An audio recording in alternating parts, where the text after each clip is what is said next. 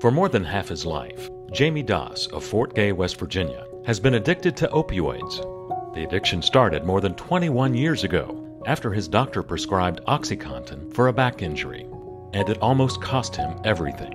And whenever I didn't have the pills, that was all I wanted. I didn't care what I gave up to give them. I was going to get them one way or another. And it did. It destroyed everything I had. It took everything I had and everything I had away. One day I said, this is it. I'm not going to live like this. About 21 years, I was an addict. Until I decided that enough was enough and I got help.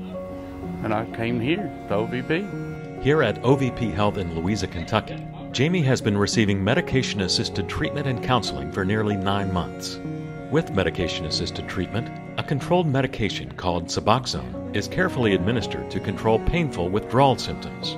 Then, counselors like OBP Health's Angie Maynard can work with the patients to help them find better ways to cope than using opioids. Suboxone is great for that.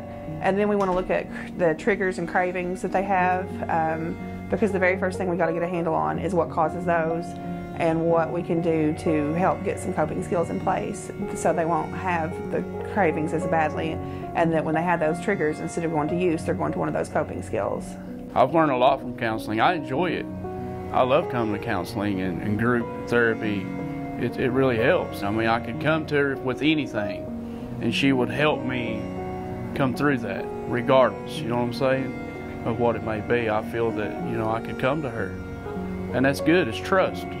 Jamie is doing very well with treatment, but soon it will be time to slowly wean him off of the Suboxone. And then those new coping skills will become even more important. We do it slow enough that there's not the withdrawals from that, but he is going to have to rely more on those, which he does have a pretty big box of them. That's something he's been pretty open and pretty good about finding. He came to me with some, so that's pretty good. Sometimes people have no clue what their coping skills are.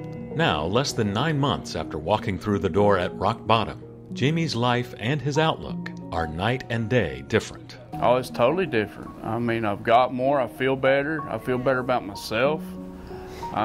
Things are just falling in place. The things that I had lost, is coming back. My life is coming back, basically.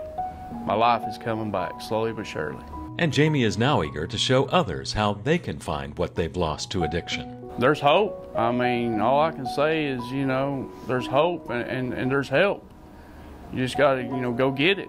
You need help with this. You need help. You can't do it on your own. You can't. Don't care who you are, you can't do it on your own. You need help. And Jamie says you have to want to get better for yourself.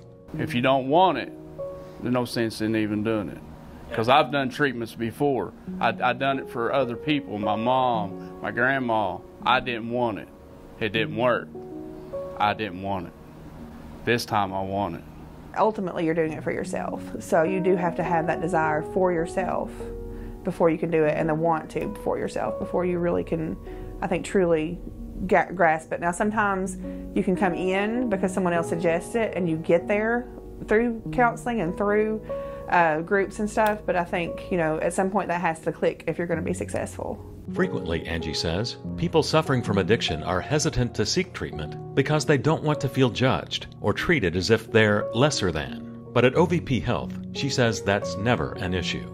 No one that walks through that door is any better or worse than anybody else that walks through that door. Addiction happens in every family, every walk of life, and we do pride ourselves on the fact that we treat everyone the same, and we will treat you like you need to be treated, like you deserve to be treated. They care. They basically act like they care.